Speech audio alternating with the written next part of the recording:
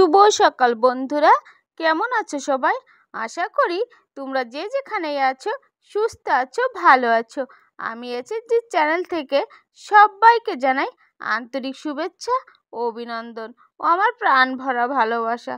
তো দেখো, আজকের দিনভর অনেকটাই কাজ করা হচ্ছে, কারণ সকাল থেকে কাজ, শুধু কাজ কাজ করে আর ভালো লাগছে না। এদিকে সেদিকে করতে করতে আমার একদমই শরীরটা ক্লান্ত লাগছে। তারপরে দেখো, এই যে বিকালে রান্না করতে চলে আসলাম। কারণ কি তা জানো? রান্না করতে এতটাই গরম লাগছে বলে বোঝাতে পারছি না। ভাবছি আলুগুলো আগে কেটে সেদ্ধ দিয়ে নেই, কারণ বাড়ির পুরাতন আলু তো সহজেই গলে না, অনেক দেরি লাগে। আলুগুলো শুকিয়ে গেছিলো, তার জন্যই গলে না। তো আলুগুলো সেদ্ধ করে দেখো, আমি একটু হলুদ আর একটু লবণ দিয়ে মেখে নিয়েছি। তারপরে আলুগুলো এখন তেলের পর দিয়ে দেব, সুন্দর করে নেড়ে ছেড়ে নেব। তেলগুলো দেখো, টাটকা বাড়ির সরষার তেল, একদমই ভালো খাঁটি সরষার তেল। কারণ কি বাড়ির জিনিস কিন্তু খাঁটি হয়ে থাকে, আর কিনে খেতে গেলেই ভেজাল থাকে, তাকে ভেজাল মিশিয়ে দেয় লোকেরা। আর দেশে এখন বর্তমানে মানুষের ভিতরে শতকরা দেখা যায় 99%ই কিরকম যেন হয়ে গেছে, এটা ওটা করে ভেজাল মিশিয়ে দেয়। তারা কখনো অন্য চিন্তাটাই করে না। তো দেখো, আলুগুলো ভেজে নিয়েছি। এখন একটু মরিচ বেটে রেখেছিলাম, মরিচ বাটাটুক দিয়ে দিলাম। তারপরে একটু নাড়াচাড়া করে দিয়ে জল ঢেলে দেব। এখন আমার নাড়াচাড়া হয়ে গেছে। তারপরে আলুগুলোকে সুন্দর করে জল ঢেলে দিয়ে তারপরে জ্বালিয়ে নেব। তো আশা করি তোমাদের ভিডিওটি ভালো লাগবে, আর ভালো লাগলে অবশ্যই লাইক করো, কমেন্ট করো, আর চ্যানেলটি সাবস্ক্রাইব করে আমার পাশে থেকো প্লিজ বন্ধুরা।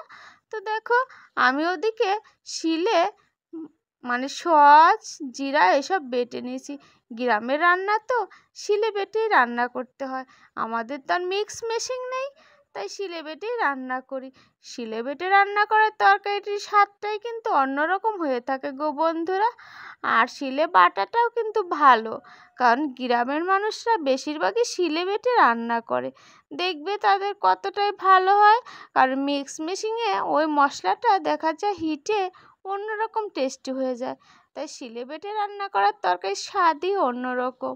আর আজকে দেখো, আমার হাতটা প্রচণ্ড ব্যথা করছে, তাও কি করব বলো, বেটে তো খেতেই হবে।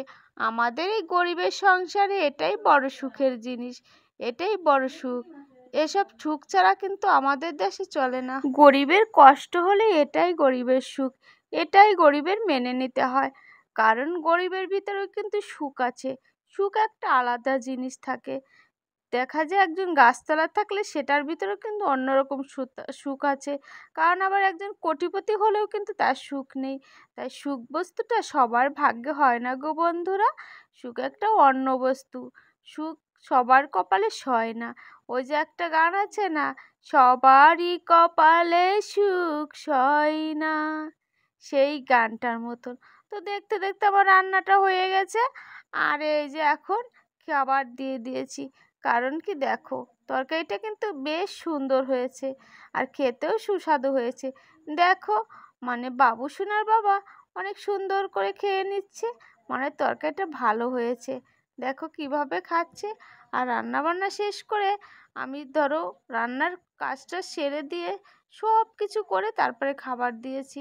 আর বোঝোই তো, মেয়েদের খাটুনিটা হচ্ছে বড় খাটুনি, এদের খাটুনি দেখা যায় না, কিন্তু এরা কিন্তু পুরুষের চেয়ে 4 গুণ বেশি খাটে, কিন্তু এদের হিসাব দেওয়ার কোনো জায়গা নেই।